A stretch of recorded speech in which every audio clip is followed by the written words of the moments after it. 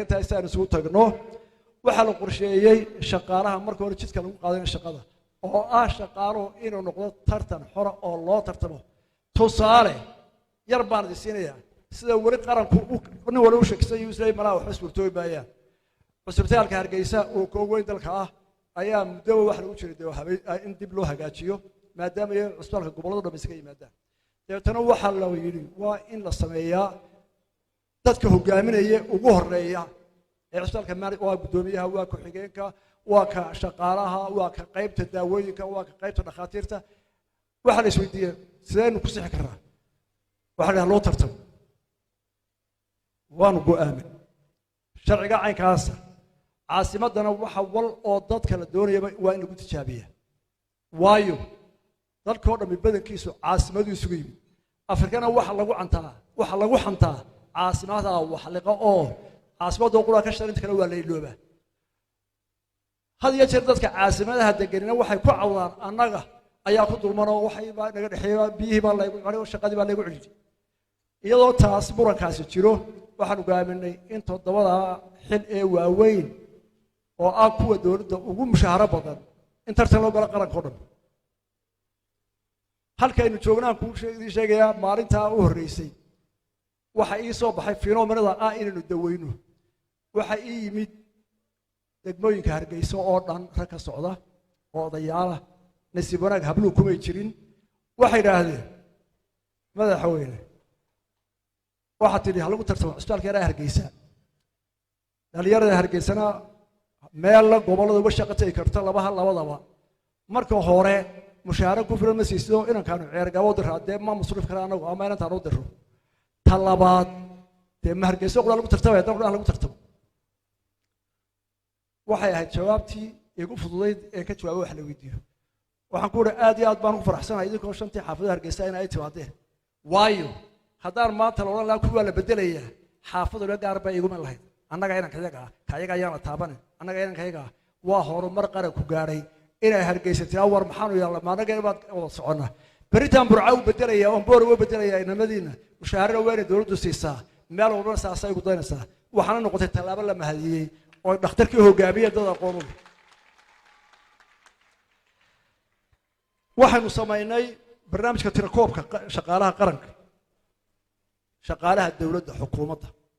qaranka waxa ku jira hay'ado badan madax taabasho inta shaqeysa sanadii dheeraad waxaan loo rafanay in tirada shaqada la helo horta waayo dad waxaanu dagaal iyo dhibaatooyin ka soo doogado shaqooyinka istabka iyo inuu wada dhisnay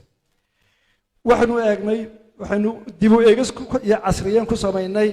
qaabka dhismeedka wasaaradaha iyo hay'adaha oo dhan wararta wasaaradaha iyo hay'adu imsay qaad karaan imsay waa xad u baahay sax ma aha in waliba suuf kara wasaaradaha u sameeyo waxaanu dib u habeynay oo hoos ugu noqonay in habka dawladda dhexe marayso dhammaantood loo abuuro dawladaha hoose oo loo sameeyo xuduudda shaqaalaha u maamulisa dawladaha hoose iyo iskuul iyo tababar gaar loogu sameeyo dawladaha hoose oo miisaan weyn ku leh shaqaalaha qaranka oo aanay noqonin kolba ciida joogtaa inay midna soo celiso si ay xuquuqdu u sinaato dadka oo dhan waxa la dejiyay oo la yaala golaha aan u gudbinay xeerka iyo siyaasadda hawlgabka qaranka horta waa la heli karaa adduunka marka hore waa inaad heshaa fikradda iyo xeerka oo la isla ogolaada sida dhibaatooyinka loo xalliyo waxa weeye inaad dhibaatada garato war maxaa inahaya inaad ku xogsiiso sayn uga baxraa tolay balro marka waxaanu soo xeerkii iyo siyaasadda hawlgabka shaqaalaha dawladda oo dhan oo haddii alla yiraahdo sanadka soo socda 2001ka loo bilaabayo hawlgabka wixii da'da xeerku sheegay la fariisiyo beeshan la siiyo halkoodana la soo galiyo da'yarta shaqada u baahan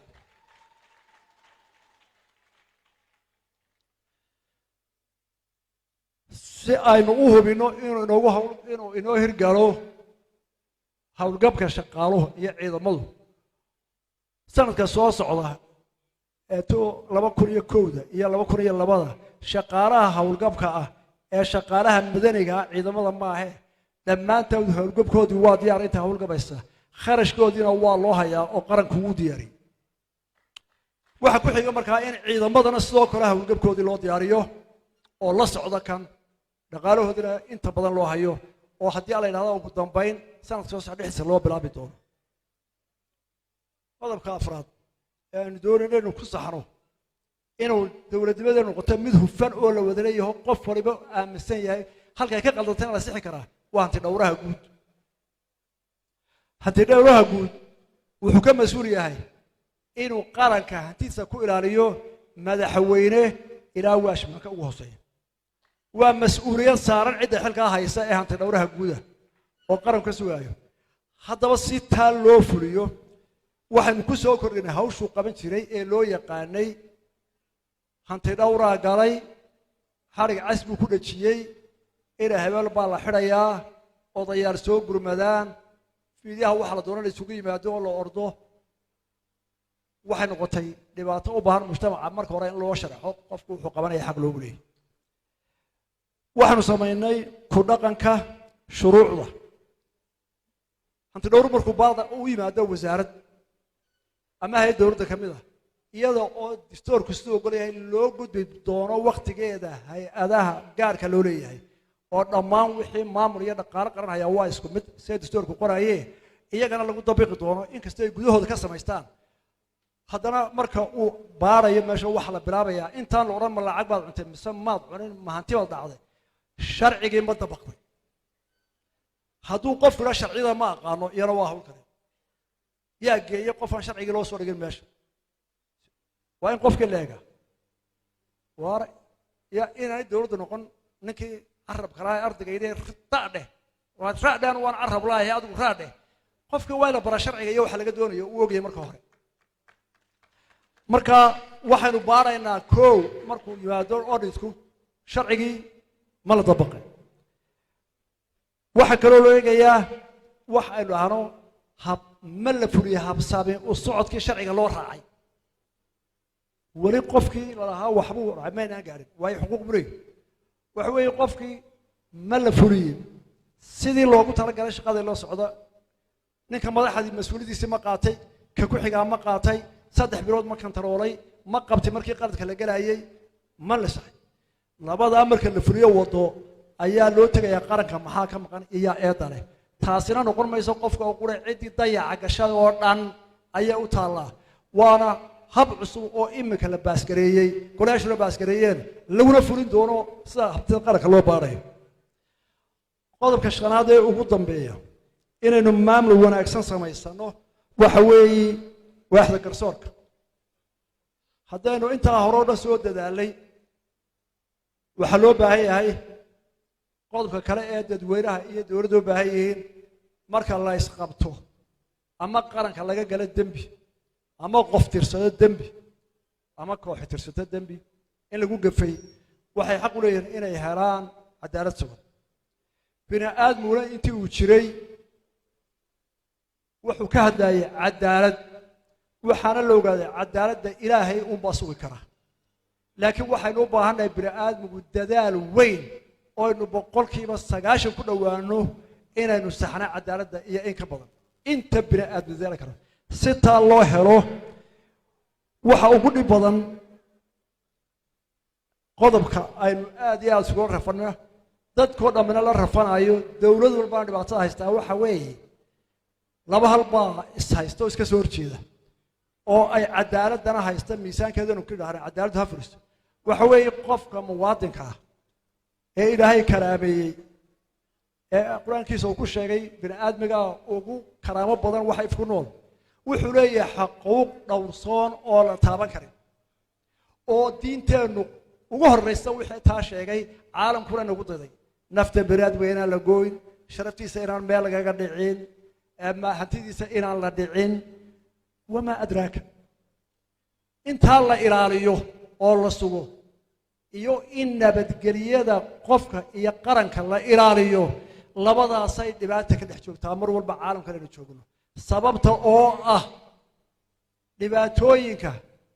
jira maanta adduunka ka jira ee meel walba ka jira ee in haysta waxa weeye qofkii sharwadaha ahaa ee inuu ummadan dhibaato u geysta ahaa كبروا إنه بينكم فافية ونميمية وشروا ضدك بيسكت ريا وما دوريو كينيا وشروا وضع قبائل كيبو يسكت ريا ضبوا أفوفيا وشروا وضع كيسا سميني إن قبطود إلى رسو إيه إن قفك حقيسي دورتو مربين قريسا أرنتو مسكي وبدا سوا جا كاغلي ورما وبدا سوا جا تشبيسا إيه مسكي سيادو قصوا صارتا أرنتا سا حرتا لمر والبا قردا محاكمتي كرسور كإنه هبيان مركو هوري إنه يسوا باران إنه هبيان أنت أي لك تاي مركا دنبنا أيوجد بتوم محاكمته ويسيع عدالة الله ورسوله وقاضاه وأرن عضك أنت هو حدير ونسلوقنا هاي إن بلشدين أنا قفنا أقولين إن لقبته قدام بلاقو قاضي بقول كي بس سجاش جعان كوديجري مكوحدين مركا لقبته داد علماء له وعقال له وسياسيين له ومالقبين له أي قرب عرّي لا أريد حل بالقو دمينه إلى هنا وحي وردي قصاص الدم بيد كجرت ولا قرب عرّي هذا واحد دورنا إنه عدالته وحاب قاضي تلابوين تالو صحايو إلى أن حقوق المدنية مواطنين يسنانته إيش رأي الله سناده حقوق أصل الله سوا إلى أن كرامة وقف كلية هاي إسلام مركانة الله قبتها دمبيله وحن حير قارة وسوين وأدون كل أشكر عسيه ده كان نقول نافو فقير هوين كان أنت بدن عرفورته أنت هو اللي حقوق رجع كقف بدن ولا ليه وحن وقناه أفوين كإم كانوا صوب حي واحد كمذا كفسي أو واحد هذا دقن كالصومالي ذا ميل شوجبا حرام بوها كفسو نك إنا كفسا أما كم وهي أنا دل يلا مدبوها دقن كجيجا الصومالي ذا ودن مري دقنتاي إن أنت الصومالي ذا أو رانا أنت كسوك حيسوك كنت كيلومتر صورته أي يدور الله في يوم يسوون ورور كمان يحمل جرتي أما هلك أيدوتي أمر جرتي حتى واحد جرتي دقن كين الشكل لا هيجنك وهيري erga heeri la yiraahdo waa maxay halka inanku markuu doono inuu guursado hagoogto uu reeraha dhexmaro gabar ka doorto xataa hablo iyaga xora oo aan cabsi qabin ayaa inta israacaan heeri noqon jireen nin guursada soo noqon jiray oo reeraha tagi jireen maantana Hargeysa iyo magaalo kasta toban baa inantay gareeyeen xaafadooda ay aad u garanayaan abyaabo garanayaan intay kufsadaan ayaan ciidanka celiyay haddii dadka iyo ragga iyo mujtamacu أي عيب يوحى لقد قال ما تهاي ما يفريان إنه برد بلاش يوحى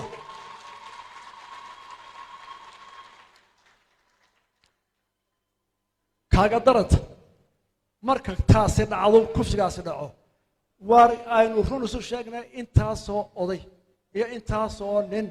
أو سئون قف كدم بيجا قلنا ما توان كهجناي أيام محكمات دي كو عرراي أو بوليس كو عرراي أو ودوداي oo sheekada sheegaana ay tahay babaynu meherina maxaday mawraba ku xuniya la isu meheriyay waxa simcaaqliba waa inaynu meel adag taas ka tagana qarahan oo aanay galin laga loo si taalo fuliyo sharci gaar oo imka golaasha barayaan uu sameeyay arintan waxa mar walba iyaguna fooda iskula jira oo waligood kala bixin haddana aan islayna isku mid oo isku shaqo ah warbaahinta iyo dadka talada haya siyaasiyiinta maal qabeen kana ku dar qolada saxaafadu labada qolo mar walba way raadinayaan hadday shirkad magac la tahayna waa raadinayaan warqaalo inta waa farfareynayaan hadduu qof xil yahayna xil haya heer kastaba ha aadana way daba socdaan waynu u baahanahay saxaafada waa run hawl weyn baynu hayaan way isku kan xidhaan warkay isku kan gaarsiiyaan khaladaadkeena ay sheegaan ilaa ka bayd oo waynu u baahanahay talooyin iyo fikirka dadka aan soo gaari karin madaxda ee aqoonyaha leh ee ilaahay xigmada siiyay ayay soo gudbiyaan inta iyo in badan oo kale waynu qabtaa ta kale waa dad aan dheef badan ku qabin hawsha ay hayaan laakiin de iyagana maxaa looga baahan yahay inta sharka ee soo dhex marta in laga qabtaa loo baahan yahay hadduu ninkii aynu aaminay ee warka u dhibanay ee ahaa hay-adda TV-ga saxaafadda channelka ee aad warka ka qaadanaysa ku tiirsanayd hadduu war aan sal iyo baar lahayn kuu soo daayo dee waa beenaale fidmo wada ee maaha midiya aynu doonayna hadduu isku diiro dadka uu mar walba waxaan loo joogin oo qabyaalad leh oo fidmo wara leh oo wax ummadda isku diraayo oo khayr ba lahayn wadana dee waa sharwada ummadda isku diraya wax rabaa ummadda isku xidho marihi u xil qari qof xil qaranka u haya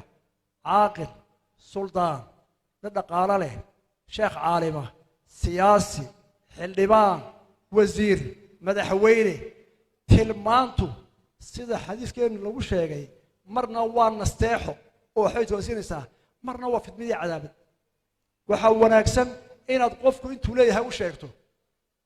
ee aanad in kala ku darsan ama aanad u dhigin hal tusaale qaranka isku guba taana sharci saa loo marayo qof walba xaqiisa dhowrayaan eegin bini aadmiga karaamu leeyahay qofna sharaftiisa shakhsiga ah iyo qoyskiisa iyo qarankiisa kuma xad gudbi karo saxafi baan ahay waxaan doonaan samaynayaa qaranka xerna ima qaban karo war ma soconayso xaq baad leedahay ixtiraam baad leedahay karaamaad leedahay qarankaad ka mid tahay ha ka xadgudbi taana sharci baan ka sameynaa lagu kala baxo meesha yaal shantaa waxaan ku dhaafayaa maamul wanaaga waxaanu qorshe u hayno si aynu u helno dad iyo dawlad iyo qaran wada socda oo iska caabiyi kara mawjadaha gadgadoonka siyaasadda ee adduunka qodobka labaad aynu u baahannahay inaynu wax ka qabanno oo dawladda iyo shacabku isla ogaadaan oo dawladda laga rabo inay toosiso dadka tusto waxay qabanayso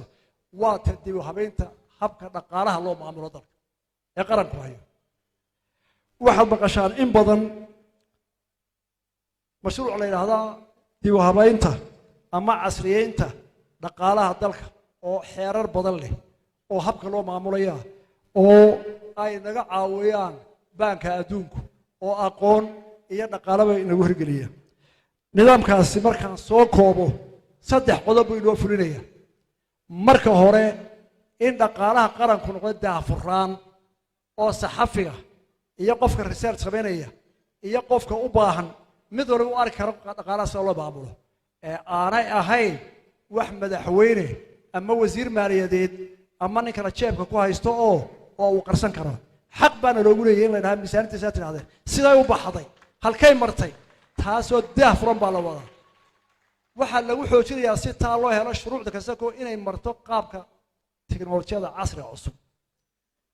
oo ay shaashada uga muuqato qof walba iyo qaabka miisaaniyadda loo diyaarinayo taana waan isku soo noqonaynaa dawladdu waxay ku socotaa waa dhaqaalaha shacbiga iyo qaranku leeyahay oo laga rabo qof walba wixii ku waajibay in si daafuraan looga helo dhibaatada in haystaa cashuurta aynu bawrba uga qeylaa waxa weeye cashuur bixiyuhu wuxuu ka shakisan yahay nimankan dawladda halka fadhiya waa niman shaqaysanaya qaran oo maqnee iyagu xagaaga kala qaadi waxa laga rabaa xukuumaddan inay u muujiso iyo ta soo socotaaba qaranka in aanay ka danaysan inay cashuurta iyo hantida laga qaado qaranka lagu maamulayo oo aad arki karta iyadoo cad oo la soo hordhiga qaranka sanad walbana baarlamaanka la soo hordhiga si ay u shaqayso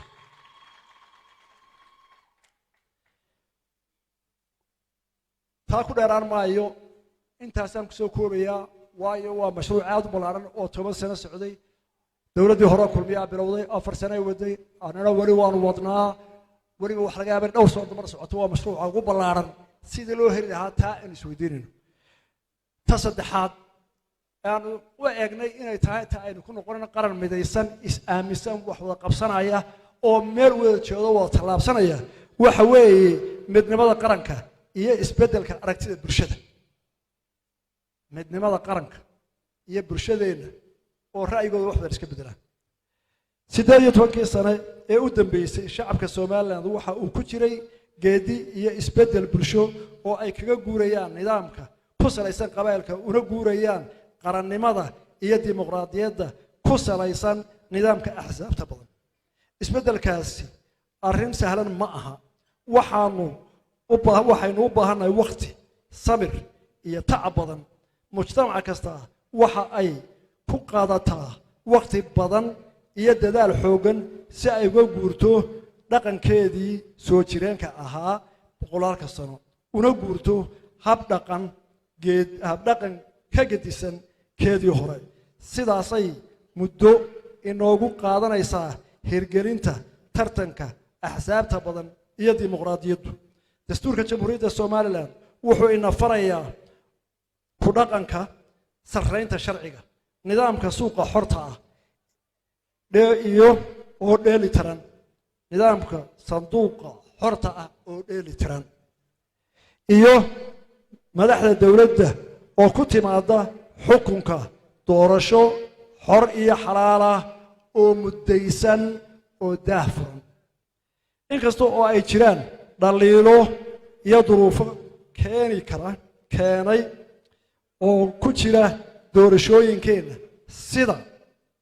codbixiyayaasha oo aan aad u faham gundheer u lahayn dimuqraadiyadda iyo nidaamka doorashooyinka oo ay saameyn weyn ku leedahay qabyaaladdu haddana somaliland waxaa lagu majeertaa doorashooyinka nabadgelyada leh ee ku qabsooma isbeddelka madaxda dalka oo ku timaada doorasho cod iyo qof ah xil wareejinta oo ku timaada oo la isu wareejiyo si nabadqaba iyo oo aynu dheernahay dad badan xisbiya mucaarida ah oo shaqadooda iyo waajibkooda si qarannimo ah u guta somaliland oo aan ahayn dowlad caalamku aqoonsan yahay iyada oo cadow badanna leh oo ay ugu horreyso dowladda muqdisho ka dhisan waxaa alla mahadiya in garashada shacbiga iyo koritoonkooda garaadkeeda siyaasadeed inuu gaadhsiiyey heer caalami ah oo ah doorasho xor iyo xalaal ah oo heerka ugu sarreeya madaxda qaranka ku kala bedeleen in badan 20 sano u dambeeyay waana ilaahay mahadii mahadaana waxa leh shacbiga Soomaaliland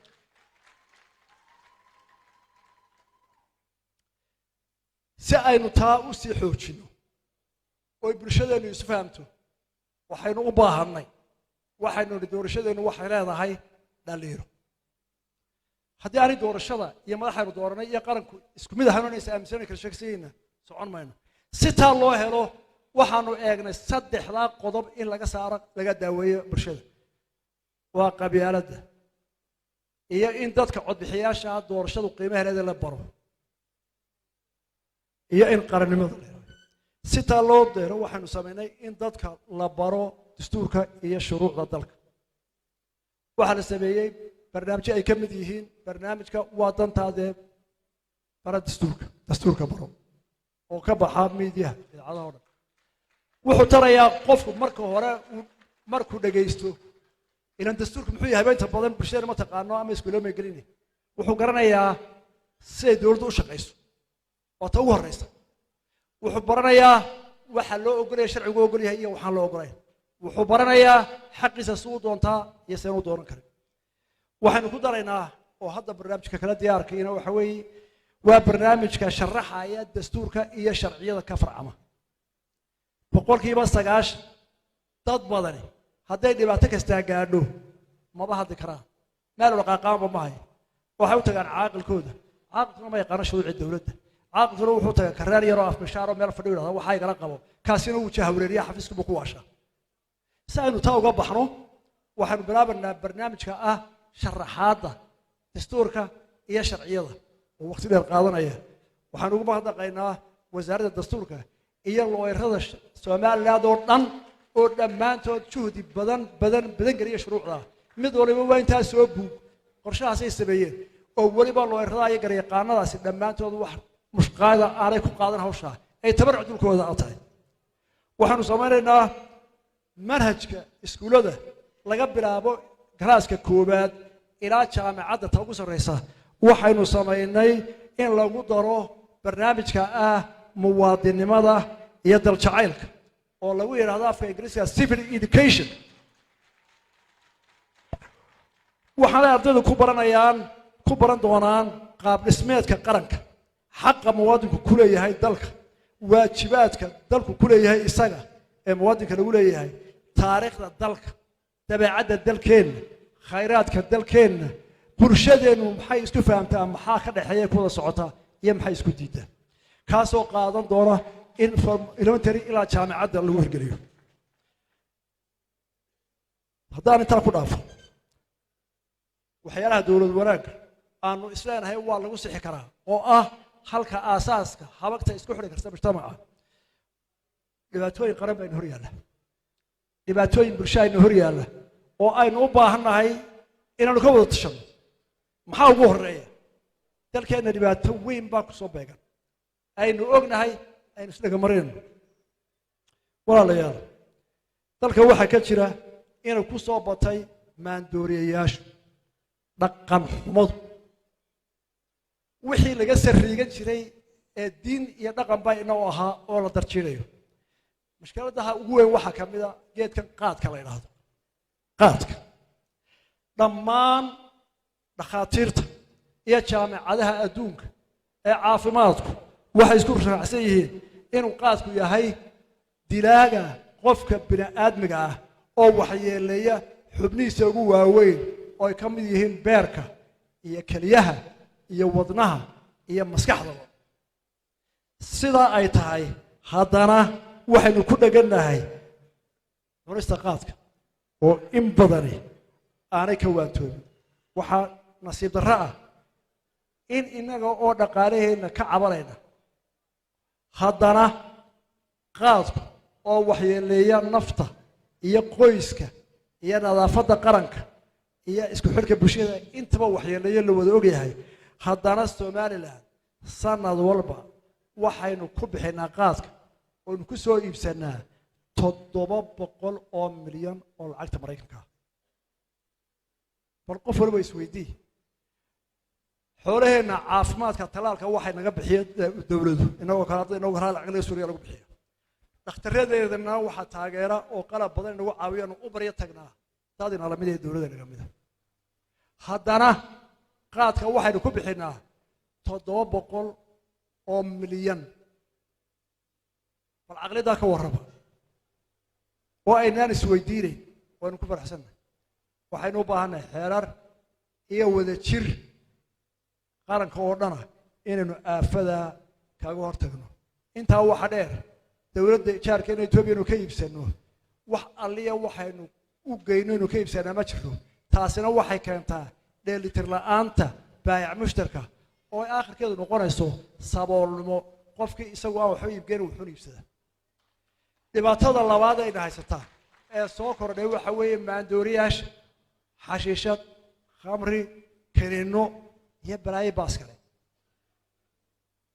ciidamada amniga iyo culimada iyo waxgaradku in badan bay ka dagaalamayaan arrintaa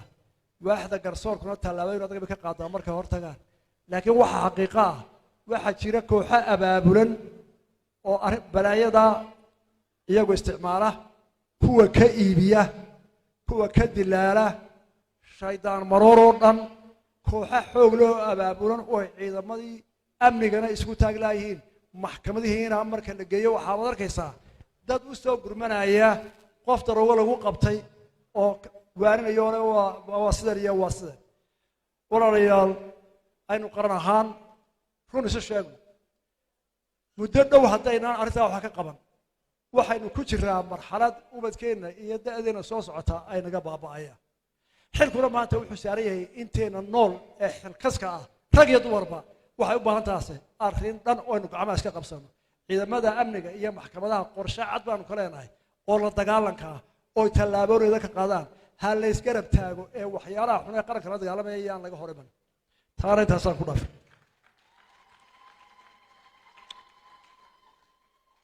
qodobka afraad ee aan isleeyahay dowladnimada iyo qaranku wuu ku midoobayaa oo inagoo isagol baynu waxaanu doonayba adduunyada kula tirtami karnaa waxa weeye difaaca qaranka iyo amniga gudaha ku raagi maayo ciidamada kala duwan ee qaranka waxa ay sugeen inay difaacaan cid kasta oo ku soo xadgudubta xuduudaha Soomaaliland waxay gaashaan bir ah u yihiin ummadda Soomaaliland dhaqaalahooda horumarkeeda iyo lafahoodaba bal hadda ogaada dadba ilaahay waxbuu diraa mid ilaahay wuxuu diray lacag badan shaqayso oo ururiyo mid ilaahay wuxuu u diray ummadda madaxnimo uu ka doon oo wax walba ku jiid mid ilaahay wuxuu u diray inuu caalim noqdo oo ummadda masaajidka iyo meeshii kale la gaaro uu wanaag ka faro diinta ka fidiyo midba ilaahay waxbuu diray ummadda ilaahay inteena soo dhan caalimka madaxda baaci mushtarka hablaha odayga badankeenu nafteenu ku mashquulsanahay waxaa jira qayb inaga mid ah